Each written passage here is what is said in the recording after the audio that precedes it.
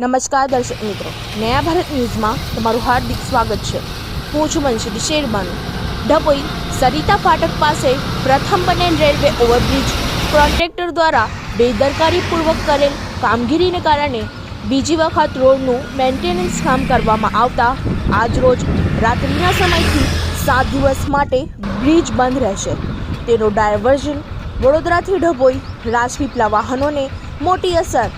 વાહન ચાલકોને નડા ગામથી ડાયવર્ઝન આપવામાં આવેલું છે તેમ જાણવા મળ્યું છે। ડભોઈ સરિતા રેલવે ફાટક પાસે પ્રથમ સાઈડનો ઓવરબ્રિજ બની ગયા બાદ આ રોડ દિવાળીના સમયે ખુલ્લો મૂકવામાં આવ્યો હતો।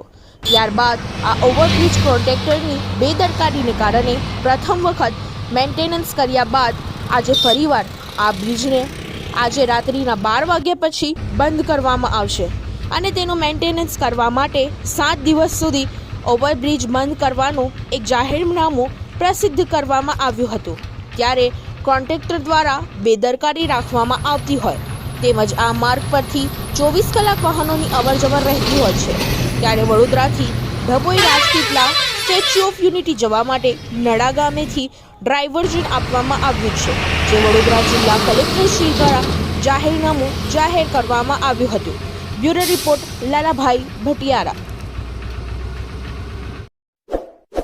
इस वीडियो को लाइक करें, हमारे चैनल को सब्सक्राइब कर बेल आइकन जरूर प्रेस करें।